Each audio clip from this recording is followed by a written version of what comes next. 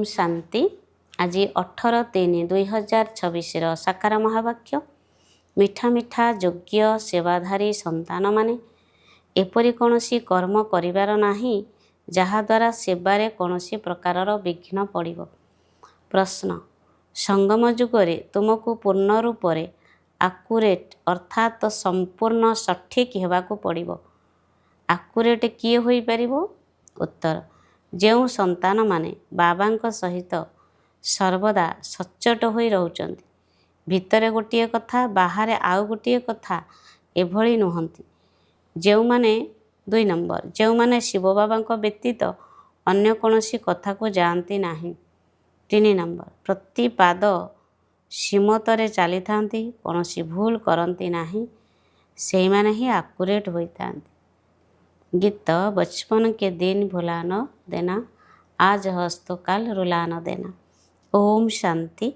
मधुर संतान माने गीतर 2टी शब्द शुणिले एबे तो यही निश्चय हेउछि जे बेहदर बाबा एबे बेहद सुखर संपत्ति देउछन्ति। एहीपरि बाबांकर आमे संतान होइछु, तेणु तांकरी श्रीमत अनुसार मध्य चालिबाको हेबो, नचेत कोण हेबो। एबे एबे हसी हसी कहूछ आमे महाराजा महाराणी हेबु, जदि हाथ छाड़ीदेल तेबे सेठारे साधारण प्रजा हेब, स्वर्ग को तो निश्चित जीव। एहीपरि भी नुहे जे समस्ते स्वर्ग को जीवे।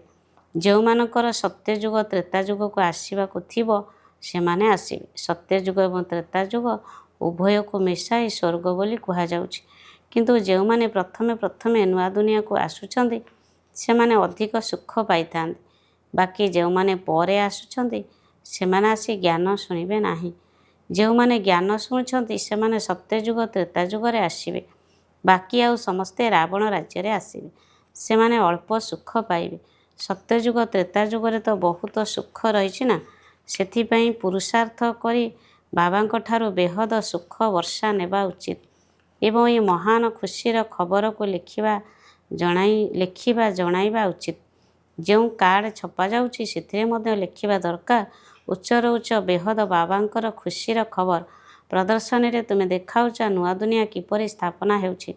तेणु एहाको स्पष्ट भाव एवं बड़ बड़ अक्षर लिखिबा उचित जे बेहदर बाबा ज्ञानर सागर पतित पावन सद्गति दाता गीतार भगवान शिव किपरि ब्रह्मा कुमार कुमारी मानक द्वारा पुनर्बार कलिजुगी संपूर्ण विकारी भ्रष्टाचारी पतित दुनिया को सत्ययुगी संपूर्ण निर्विकारी पावन श्रेष्ठाचारी दुनिया रे परिवर्तन कराउछन्ति। यही खुशी खबर आसी शुणन्तु अथवा बुझन्तु। सरकारଙ୍କ सहित तुमे ଏହି प्रतिज्ञा କରିଛ ଯେ ଆମେ ଭାରତରେ ପୁନର୍ବାର ସତ୍ୟଯୁଗୀ ଶ୍ରେଷ୍ଠାଚାରୀ 100% ଅର୍ଥାତ ସମ୍ପୂର୍ଣ୍ଣ ପବିତ୍ରତା ସୁଖ ଶାନ୍ତିର ଦୈବୀ ସ୍ୱରାଜ୍ୟ କିପରି ସ୍ଥାପନ କରୁଛୁ ଓ ଏହି ବିକାରୀ ଦୁନିଆର ବିନାଶ କିପରି ହେବ ତାହା ଆସି ବୁଝନ୍ତୁ। ଏହିପରି ସ୍ପଷ୍ଟ ଲେଖିବା ଦରକାର। କାର୍ଡ଼ରେ ଏପରି ଲେଖିଲେ ମନୁଷ୍ୟ ଭଲ ଭାବରେ ବୁଝିପାରିବେ।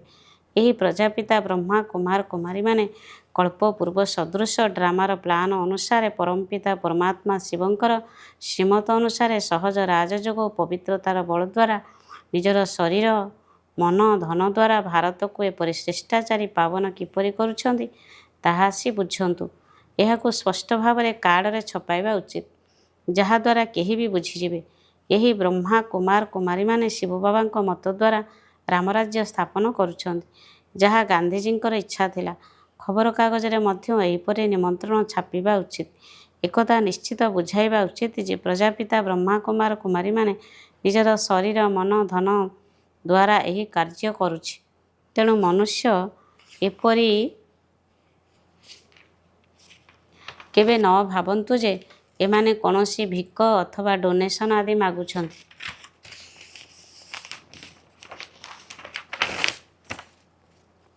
ଏମାନେ କୌଣସି ଭିକ ଅଥବା ଡୋନେସନ ଆଦି ମାଗୁଛନ୍ତି। ଦୁନିଆରେ ସବୁକିଛି ଡୋନେସନରେ ହିଁ ଚାଲୁଛି। ଏଠାରେ ତୁମେ କହୁଛ ଆମେ ବ୍ରହ୍ମା କୁମାର କୁମାରୀମାନେ ନିଜର ତନ ମନ ଧନ ଦ୍ୱାରା ସବୁକିଛି କରୁଛୁ। ତୁମେମାନେ ବାବାଙ୍କ ଠାରୁ ନିଜେ ସ୍ୱରାଜ୍ୟ ନେଉଛ, ତେଣୁ ନିଶ୍ଚୟ ନିଜେ ହିଁ ଖର୍ଚ୍ଚ କରିବ।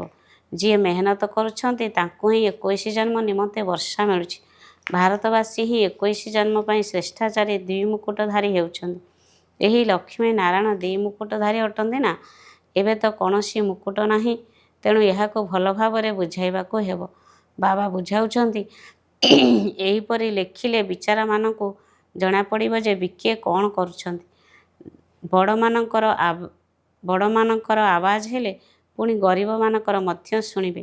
ଗରିବମାନଙ୍କର କଥା କହି ଶୁଣନ୍ତି ନାହିଁ।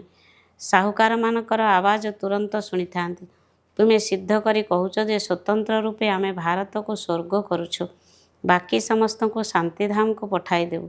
ଏହିପରି ହିଁ ବୁଝାଇବାକୁ ହେବ। ଭାରତ 5000 ବର୍ଷ ପୂର୍ବରୁ ଏପରି ସ୍ୱର୍ଗ ଥିଲା। ଏବେ ତ କଳିଯୁଗ ଚାଲିଛି, ତାହା ସତ୍ୟଯୁଗ ଥିଲା। ଏବେ କୁହ, ସତ୍ୟଯୁଗରେ କେତେ ମନୁଷ୍ୟ ଥିଲେ? ଏବେ କଳିଯୁଗର ଅନ୍ତିମ ସମୟ। ଏହା ହିଁ ମହାଭାରତ ମହାଭାରୀ ଲଢ଼ାଇ ଅଟେ। ଆଉ କୌଣସି ସମୟରେ ଏପରି ଲଢ଼ାଇ ଲାଗି ନଥିଲା। ଏହି ତୃତୀୟ ବିଶ୍ୱଯୁଦ୍ଧ ପଛକୁ ହେବାର ଅଛି, ଏହାର ପୂର୍ବାଭାସ କରୁଛନ୍ତି ନା? ଏବେ ତ ପରମାଣୁ ବୋମା ତିଆରି କରି ଚାଲିଛନ୍ତି, କାହାର କଥା ମଧ୍ୟ ଶୁଣୁନାହାନ୍ତି। ସେମାନେ କହୁଛନ୍ତି ଯେଉଁ ବୋମା ତିଆରି କରିଛ ସେସବୁକୁ ସମୁଦ୍ରରେ ପକାଇ ଦିଅ, ତେବେ ଆଉ ଆମେ ତିଆରି କରିବୁ ନାହିଁ। ତେବେ କହୁଛନ୍ତି ତୁମେ ରଖିଥିବ ଏବଂ ଆମେ ତିଆରି କରିବୁ ନାହିଁ। ଏହା କିପରି ସମ୍ଭବ? କିନ୍ତୁ ତୁମେମାନେ ଜାଣିଛ ଡ୍ରାମାରେ ଏହା ହିଁ ନିର୍ଦ୍ଧାର୍ଯ୍ୟ ଅଛି। ତେଣୁ ତାଙ୍କୁ ଯେତେ ମତ ସଂଶୟ ଆସୁଛି, ସେମାନେ ତେଣୁ ଯେତେ ମତ ଦେଲେ ବି ବୁଝିବେ ନାହିଁ। ବିନାଶ ନ ହେଲେ ରାଜ୍ୟ କିପରି କରିବ? ତୁମମାନଙ୍କର ନିଶ୍ଚୟ ରହିଛି ନା? ଯେଉଁମାନଙ୍କର ସଂଶୟ ଆସୁଛି ସେମାନେ ପଳାୟନପନ୍ଥୀ ଅଟନ୍ତି, ବିଶ୍ୱାସଘାତକ ହୋଇଥାନ୍ତି। ବାବାଙ୍କର ହୋଇ ପୁଣି ବିଶ୍ୱାସଘାତକ ହୁଅ ନାହିଁ। ତୁମକୁ ତ ଶିବ ବାବାଙ୍କୁ ହିଁ ମନେ ପକାଇବାକୁ ହେବ, ଅନ୍ୟ କଥାରେ କୌଣସି ଫାଇଦା ନାହିଁ। ଏହା ସତ୍ୟ ବାବାଙ୍କ ସହିତ ସତ୍ୟ ହେବାକୁ ପଡ଼ିବ। ଭିତରେ ଗୋଟିଏ କଥା, ବାହାରେ ଆଉ ଗୋଟିଏ ପ୍ରକାରର କଥା। ଏପରି କରିଲେ ନିଜର ପଦଭ୍ରଷ୍ଟ କରିଦେବ। ତାଦ୍ୱାରା ନିଜର ହିଁ କ୍ଷତି ହେବ। କଳ୍ପାନ୍ତର ପାଇଁ କେବେ ହେଲେ ଉଚ୍ଚପଦ ପାଇପାରିବ ନାହିଁ। ସେଥିପାଇଁ ବର୍ତ୍ତମାନ ବହୁତ ସଠିକ୍ ହେବାକୁ ପଡ଼ିବ। କୌଣସି ଭୁଲ କରିବା ଉଚିତ ନୁହେଁ। ଯେତେ ସମ୍ଭବ ଶ୍ରୀମତରେ ଚାଲିବା ଉଚିତ। ଅନ୍ତିମ ସମୟରେ ତ ନିରନ୍ତର ବାବାଙ୍କର ସ୍ମୃତି ରହିବ। ତେଣୁ ଏକମାତ୍ର ବାବାଙ୍କ ବ୍ୟତୀତ ଆଉ କାହାର ସ୍ମୃତି ନ ଆସୁ। ଗାୟନ ମଧ୍ୟ ରହିଛି, ଅନ୍ତକାଳେ ଯିଏ ସ୍ତ୍ରୀକୁ ସ୍ମରଣ କରେ, ଯାହା ପାଖରେ ମୋହ ଥିବ ସିଏ ହିଁ ମନେ ପଡ଼ିବ। ଆଗକୁ ଗଲେ ଯେତେ ତୁମେ ବିନାଶର ନିକଟତର ହେବ, ସେତେ ସାକ୍ଷାତକାର ହୋଇ ଚାଲିବ। ବାବା ସମସ୍ତଙ୍କୁ ଦେଖାଇବେ ତୁମେ ଏହିପରି କର୍ମ ସବୁ କରିଛ। ଆରମ୍ଭରୁ ମଧ୍ୟ ତୁମେ ବହୁତ ସାକ୍ଷାତକାର କରିଥିଲ। ଯେଉଁମାନେ ଦଣ୍ଡ ଭୋଗୁଥିଲେ ସେମାନେ ବହୁତ ଚିତ୍କାର କରୁଥିଲେ। ବାବା କହୁଛନ୍ତି ତୁମକୁ ଦେଖାଇବା ପାଇଁ ତାଙ୍କର 100 ଗୁଣା ଦଣ୍ଡ କାଟି ଦେଉଛି। ତେଣୁ ତୁମମାନଙ୍କୁ ଏପରି କର୍ମ କରିବା ଉଚିତ ନୁହେଁ, ଯାହାଦ୍ୱାରା ବାବାଙ୍କ ସେବାରେ ବିଘ୍ନ ପଡ଼ିବ। ଆଗକୁ ସବୁ ସାକ୍ଷାତକାର ହେବ ଯେ ଏହିପରି ତୁମେ ବାବାଙ୍କ ସେବାରେ ବିଘ୍ନ ପକାଇ ବହୁତ କ୍ଷତି କରିଛ। ଆସୁରୀ ସମ୍ପ୍ରଦାୟ ଅଟନ୍ତି ନା? ଯିଏ ବିଘ୍ନ ପକାଇଛନ୍ତି ତାକୁ ବହୁତ ଦଣ୍ଡ ମିଳିବ। ଶିବ ବାବାଙ୍କର ଦରବାର ବହୁତ ବଡ଼ ଅଟେ। ତାଙ୍କ ସାଥିରେ ଧର୍ମରାଜ ମଧ୍ୟ ଅଛନ୍ତି। ଦୁନିଆରେ ହେଉଛି ସୀମିତ ଦଣ୍ଡ। ଏଠାରେ ତ 21 ଜନ୍ମର କ୍ଷତି ହୋଇଯାଉଛି, ପଦଭ୍ରଷ୍ଟ ହୋଇଯାଇଛି। ପ୍ରତ୍ୟେକ କଥାରେ ବାବା ବୁଝାଉଛନ୍ତି। ଏପରି କେହି ନ କୁହନ୍ତୁ ଯେ ବାବା କହିଲେ ଏଠାରେ ତ 21 ଜନ୍ମର କ୍ଷତି ହୋଇଯାଉଛି, ପଦଭ୍ରଷ୍ଟ ହୋଇଯାଉଛି। ପ୍ରତ୍ୟେକ କଥାରେ ବାବା ବୁଝାଉଛନ୍ତି। ଏପରି ନ କହନ୍ତୁ ଯେ ଆମକୁ ଜଣା ନଥିଲା। ସେଥିପାଇଁ ବାବା ସବୁ ସାବଧାନ ଦେଉଛନ୍ତି। ଦେଖୁଛନ୍ତି ପ୍ରତ୍ୟେକ ସେଣ୍ଟରରୁ କେତେ ପଳାଇ ଯାଉଛନ୍ତି, ହଇରାଣ କରୁଛନ୍ତି, ବେକାରୀ ହୋଇଯାଉଛନ୍ତି। ସ୍କୁଲରେ ତ ସମ୍ପୂର୍ଣ୍ଣ ଭାବରେ ପଢ଼ିବା ଦରକାର, ନଚେତ କି ପଦ ପାଇବ? ପଦରେ ବହୁତ ଫରକ ପଡ଼ିଯାଉଛି। ଯେପରି ଏହି ଦୁଃଖଧାମରେ କେହି ରାଷ୍ଟ୍ରପତି, କେହି ସାହୁକାର, କେହି ଗରିବ ଅଛନ୍ତି, ସେହିପରି ସୁଖଧାମରେ ମଧ୍ୟ କ୍ରମ ଅନୁସାରେ ପଦ ରହିବ। ଯେଉଁମାନେ ବୁଦ୍ଧିମାନ ସେମାନେ ବାବାଙ୍କ ଠାରୁ ପୁରା ବର୍ଷା ନେବାକୁ ଚେଷ୍ଟା କରିବେ। ଏବେ ମାୟାର ବକ୍ସିଂ ଚାଲିଛି ନା? ମାୟା ବହୁତ ଶକ୍ତିଶାଳୀ, ତେଣୁ ହାର ଜିତ ହୋଇ ଚାଲିଛି। କି ସେଣ୍ଟରକୁ କେତେ ସଂଖ୍ୟାରେ ଆସୁଛନ୍ତି, ପୁଣି ସେଥିରୁ କେତେକ ବିଶ୍ୱାସଘାତକ ହୋଇ ଯାଉଛନ୍ତି, ଚାଲୁ ଚାଲୁ ଫେଲ୍ ହୋଇଯାଉଛନ୍ତି। ଅନେକ କହୁଛନ୍ତି ଏହା କିପରି ହୋଇପାରିବ? ଏକଥା ତ କେବେ ଶୁଣିନାହୁଁ ଯେ ଘର ଗୃହସ୍ଥରେ ରହି ପବିତ୍ର ରହିପାରିବୁ। ଥରେ ଆରେ ଭଗବାନ ଉବାଚ କାମବିକାର ମହାଶତ୍ରୁ, ଗୀତାରେ ମଧ୍ୟ ଅଛି ନା? ସତ୍ୟଯୁଗରେ ଦୈବୀ ଗୁଣଧାରୀ, କଳିଯୁଗରେ ଆସୁରୀ ଗୁଣଧାରୀ ମନୁଷ୍ୟ ରହିଛନ୍ତି। ଆସୁରୀ ଗୁଣଧାରୀ ମନୁଷ୍ୟ ଦୈବୀ ଗୁଣଧାରୀମାନଙ୍କର ମହିମା ଗାୟନ କରୁଛନ୍ତି। କେତେ ଫରକ ରହିଛି। ଏବେ ତୁମେ ଜାଣୁଛ ଯେ ଆମେ କ'ଣ ଥିଲୁ, କ'ଣ ହେଉଛୁ। ଏଠାରେ ତୁମକୁ ସବୁ ଗୁଣ ଧାରଣ କରିବାକୁ ହେବ, ଖାଦ୍ୟ ପାନୀୟ ମଧ୍ୟ ସତଗୁଣି ଖାଇବା ଉଚିତ, ଦେଖିବା ଉଚିତ ଦେବତାମାନଙ୍କୁ କ'ଣ ଖୁଆଉଛନ୍ତି। ଶ୍ରୀନାଥ ଦ୍ୱାରକୁ ଯାଇ ଦେଖ କେତେ ଶୁଦ୍ଧ ଭୋଜନ ପ୍ରସ୍ତୁତ କରାଯାଉଛି। ସେଠାରେ ସମସ୍ତେ ବୈଷ୍ଣବ ଧର୍ମର ଅଟନ୍ତି। ଆଉ ଜଗନ୍ନାଥ ପୁରୀରେ ଦେଖ କ'ଣ ମିଳୁଛି, ଭାତ। ସେଠାରେ ବାମମାର୍ଗର ବହୁତ ଖରାପ ଚିତ୍ର ରହିଛି। ଯେତେବେଳେ ରାଜତ୍ୱ ଚାଲୁଥିଲା ସେତେବେଳେ 36 ପ୍ରକାରର ଭୋଜନ ମିଳୁଥିଲା। ତେବେ ଶ୍ରୀନାଥ ଦ୍ୱାରରେ ବହୁତ ପ୍ରକାରର ଭୋଜନ ତିଆରି ହେଉଛି। ପୁରୀ ଓ ଶ୍ରୀନାଥଙ୍କର ଭୋଗ ଅଲଗା ଅଲଗା ଅଟେ। ପୁରୀ ମନ୍ଦିରରେ ବହୁତ ଖରାପ ଚିତ୍ର ରହିଛି। ପୁଣି ଦେବତା ପୋଷାକରେ ଥିବା ସମୟରେ ତେଣୁ ଭୋଗ ମଧ୍ୟ ଭଲ ଲାଗୁନାହିଁ। କେବଳ ଭାତ ହାଣ୍ଡି ଚଢ଼ାଉଛନ୍ତି, ଘିଅ ମଧ୍ୟ ପକାଉନାହାନ୍ତି। ଏହି ଫରକ ଦେଖାଉଛନ୍ତି ଭାରତ କ'ଣ ଥିଲା ପୁଣି କ'ଣ ହୋଇଗଲାଣି। ଏବେ ତ ଦେଖ ଭାରତର ଅବସ୍ଥା କ'ଣ ହୋଇଗଲାଣି। ପୁରା ଅନ୍ନ ମଧ୍ୟ ମିଳୁନାହିଁ। ସେମାନଙ୍କର ଯୋଜନା ଏବଂ ଶିବ ବାବାଙ୍କର ଯୋଜନାରେ ରାତି ଦିନର ଫରକ ରହିଛି। ସେସବୁ ଯୋଜନା ମାଟିରେ ମିଶିଯିବ, ପ୍ରାକୃତିକ ବିପର୍ଯ୍ୟୟ ହେବ, ଶସ୍ୟ ଆଦି କିଛି ମିଳିବ ନାହିଁ। ବର୍ଷା କେଉଁଠି ବହୁତ ହେଉଛି ତ କେଉଁଠି ବିଲକୁଲ ହେଉନାହିଁ। ପ୍ରକୃତି କେତେ କ୍ଷତି କରିଦେଉଛି। ବର୍ତ୍ତମାନ 5 ତତ୍ତ୍ୱ ମଧ୍ୟ ତମ ପ୍ରଧାନ ହୋଇଯାଇଛି। ତେଣୁ ବର୍ଷା ମଧ୍ୟ ଓଲଟା ସିଧା ସମୟରେ ହେଉଛି। ତୋଫାନ ମଧ୍ୟ ତମ ପ୍ରଧାନ ଅଟେ। ସୂର୍ଯ୍ୟ ମଧ୍ୟ ଏପରି ତାପ ଦେବ ଯେ ସେ କଥା ନ କହିଲେ ଭଲ। ଏହି ପ୍ରାକୃତିକ ବିପର୍ଯ୍ୟୟ ଡ୍ରାମାରେ ନିର୍ଦ୍ଧାର୍ଯ୍ୟ ରହିଛି। ତାଙ୍କର ହେଉଛି ବିନାଶକାଳେ ବିପରୀତ ବୁଦ୍ଧି, ତୁମର ହେଉଛି ବାବାଙ୍କ ସହିତ ପ୍ରୀତି ବୁଦ୍ଧି। ଅଜ୍ଞାନ କାଳରେ ମଧ୍ୟ ସୁପୁତ୍ର ସନ୍ତାନମାନଙ୍କ ପ୍ରତି ମାତା ପିତାଙ୍କର ସ୍ନେହ ରହିଥାଏ। ସେଥିପାଇଁ ବାବା ମଧ୍ୟ କହୁଛନ୍ତି ପୁରୁଷାର୍ଥର କ୍ରମାନୁସାରେ ୟାଦ୍ ପ୍ୟାର।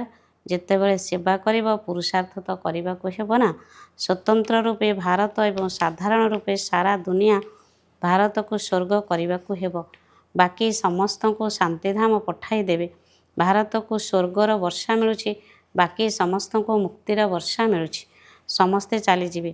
ହାହାକାର ପରେ ଜୟ ଜୟକାର ହେବ। କେତେ ହାହାକାର ହେବ। ଏହା ହେଉଛି ଖୁନେ ନାହାକର ଖେଳ। ପ୍ରାକୃତିକ ବିପର୍ଯ୍ୟୟ ମଧ୍ୟ ହେବ। ସମସ୍ତଙ୍କର ମୃତ୍ୟୁ ନିଶ୍ଚିତ ହେବ। ବାବା ପିଲାମାନଙ୍କୁ ବୁଝାଉଛନ୍ତି ପୁରା ପୁରୁଷାର୍ଥ କରିନିଅ। ବାବାଙ୍କ ସହିତ ସର୍ବଦା ଆଜ୍ଞାକାରୀ ବିଶ୍ୱାସୀ ହେବାକୁ ପଡ଼ିବ, ସେବାଧାରୀ ହେବାକୁ ପଡ଼ିବ। ଯିଏ କଳ୍ପ ପୂର୍ବରୁ ଯେପରି ସେବା କରିଥିଲେ ତାଙ୍କୁ ସେହିପରି ସାକ୍ଷାତକାର ହେବ। ତୁମେମାନେ ସାକ୍ଷୀ ହୋଇ ଦେଖିବ। ତୁମେ ଏବେ ସ୍ୱଦର୍ଶନ ଚକ୍ରଧାରୀ ହୋଇଛ, ତେଣୁ ସର୍ବଦା ବୁଦ୍ଧିରେ ସ୍ୱଦର୍ଶନ ଚକ୍ର ଘୂରିବା ଉଚିତ। ଆମେ ଏହିପରି 84 ଜନ୍ମ ନେଇଛୁ। ଏବେ ଆମେ ଘରକୁ ଯିବୁ। ତେଣୁ ବାବାଙ୍କର ସ୍ମୃତି ସହିତ ଘରର ମଧ୍ୟ ସ୍ମୃତି ରହୁ, ସତ୍ୟଯୁଗ ମଧ୍ୟ ମନେ ରହୁ। ସାରାଦିନ ବୁଦ୍ଧିରେ ଏହି ଚିନ୍ତନ କରିବାକୁ ହେବ। ଏବେ ଆମେ ବିଶ୍ୱର ମହାରାଜ କୁମାର ହେବୁ। ଆମେ ଶ୍ରୀ ଲକ୍ଷ୍ମୀ ଅଥବା ଶ୍ରୀ ନାରାୟଣ ହେବୁ। ଏହି ନିଶା ଚଢ଼ିବା ଉଚିତ ନା। ବ୍ରହ୍ମା ବାବାଙ୍କର ନିଶା ରହୁଛି। ବାବା ପ୍ରତ୍ୟେକ ଦିନ ଏହି ଲକ୍ଷ୍ମୀ ନାରାୟଣଙ୍କର ଚିତ୍ରକୁ ଦେଖୁଥିଲେ। ବୁଦ୍ଧିରେ ନିଶା ରହିଥିଲା ନା। ବାସ୍ କାଲି ମୁଁ ଯାଇ ଶ୍ରୀକୃଷ୍ଣ ହେବି, ପୁଣି ସ୍ୱୟଂବର ପରେ ଶ୍ରୀ ନାରାୟଣ ହେବି। ତତୋତ୍ତମ ତୁମେ ମଧ୍ୟ ସେହିପରି ହେବ ନା। ଏହା ହେଲା ରାଜଯୋଗ, ପ୍ରଜାଯୋଗ ନୁହେଁ। ଆତ୍ମାମାନଙ୍କୁ ପୁନର୍ବାର ନିଜର ରାଜ୍ୟ ଭାଗ୍ୟ ମିଳୁଛି।